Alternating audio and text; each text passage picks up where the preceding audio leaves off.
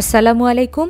আমার আজকের রান্না করা সবজিটা খুব বেশি ভালো লাগবে পরোটা অথবা লুচির সাথে। পেঁয়াজ এবং রসুন ছাড়া রান্না করা এই সবজিতে আমি ব্যবহার করেছি দুটো অতিরিক্ত উপকরণ, যার ফলে এ যাবৎ পর্যন্ত যে কয়টি সবজির রেসিপি আমি দিয়েছি তার মধ্যে এটির স্বাদ একেবারেই ভিন্ন। চলুন তাহলে রান্না করতে করতে দেখে নেই কি আছে আমার আজকের এই সবজিতে।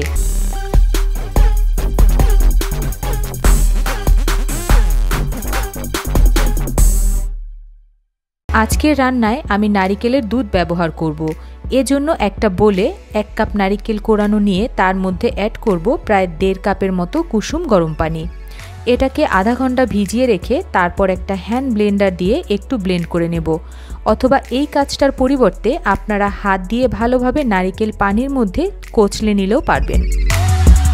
দ্বিতীয় ধাপে আমি একটা পাতলা কাপড়ের সাহায্যে ছেঁকে নারিকেলের পানিটা বের করে নেব। তৈরি হয়ে গেল আমার নারিকেলের দুধ, যেটা আমি পরবর্তী রান্নায় ব্যবহার করব। সেই সাথে আরেকটা জিনিস আমি দেখিয়ে দিচ্ছি। এখানে প্রায় 50 গ্রামের মতো পোস্তদানা রয়েছে, যেটাকে ঘন্টা 2 পানিতে ভিজিয়ে রেখে তারপর বেটে ভালোভাবে মিহি করে নিয়েছি।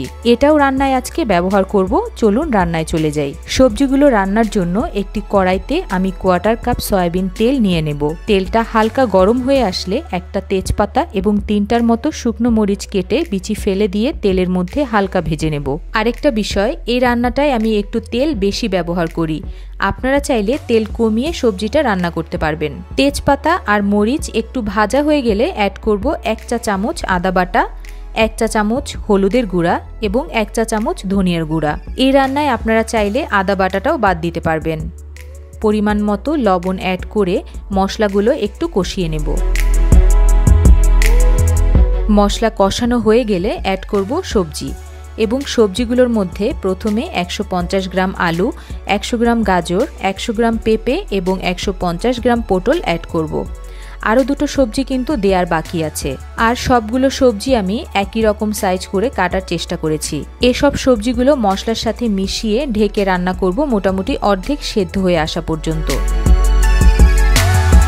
চুলার আঁচটা মিডিয়াম এবং লোয়ের মাঝামাঝি থাকবে, আর মাঝে মাঝে একটু ঢাকনাটা উঠিয়ে নেড়েচেড়ে দিতে হবে। সবজিগুলো যখন মোটামুটি অর্ধেক সেদ্ধ হয়ে যাবে তখন অ্যাড করব 150 গ্রাম মিষ্টি কুমড়া এবং 150 গ্রাম বেগুন। এই দুটো সবজি পুরো সবজিটার মধ্যে একটা আঠালো ভাব নিয়ে আসবে। এবার পোস্তদানা বাটা দিয়ে দেব। আমি পোস্তদানায় সামান্য নারিকেলের দুধ দিয়ে একটু গুলিয়ে পাতলা করে নিয়েছি। খুব ভালোভাবে মিশিয়ে নিতে হবে। সবজিটাকে ঝাল করার জন্য 3টা কাঁচামরিচ অ্যাড করব মাঝখান থেকে ফালি করে। সবকিছু খুব ভালোভাবে মিশিয়ে ঢেকে চুলার আঁচটা মিডিয়ামে নিয়ে এসে অপেক্ষা করব মিনিট খানেক পর সবজিগুলো একটু নেড়েচেড়ে তারপর পরিমাণ মতো নারিকেলের দুধ অ্যাড করব। এই সব সবজি সেদ্ধ হতে যতটুকু লাগে। আবারও ঢেকে দিয়ে অপেক্ষা করব সবজিতে খুব ভালোভাবে জাল চলে আসা পর্যন্ত। জাল চলে এলে ঢাকনাটা খুলে দিয়ে চুলার আঁচ মিডিয়াম এবং লোয়ের মাঝামাঝি নিয়ে এসে অপেক্ষা করব সবজিগুলো খুব ভালোভাবে সেদ্ধ হয়ে আসা পর্যন্ত। সবজির ঝোলটা যখন টেনে গিয়ে একটু মাখা মাখা হয়ে আসবে, ওই অবস্থায় অ্যাড করব 1 চা চামচ চিনি এবং খুব ভালোভাবে মিশিয়ে মিনিট খানেক রান্না করে অ্যাড করব কিছু আস্ত কাঁচামরিচ, অর্থাৎ রান্নাটা শেষ। প্রিয় দর্শক, যারা সবজির গতানুগতিক স্বাদের বাইরে গিয়ে একটু ভিন্ন রকম স্বাদ খুঁজে বেড়াচ্ছেন তারা এই সবজিটি অবশ্যই একবার ট্রাই করে দেখবেন। আর এই সবজি লুচি পরোটা ছাড়াও ভাতের সাথে খেতে কিন্তু খুব একটা খারাপ লাগবে না। এই ছিল আমার আজকের আয়োজন। আবারও দেখা হচ্ছে পরবর্তী রেসিপিতে। সেই পর্যন্ত ভালো থাকবেন। ধন্যবাদ।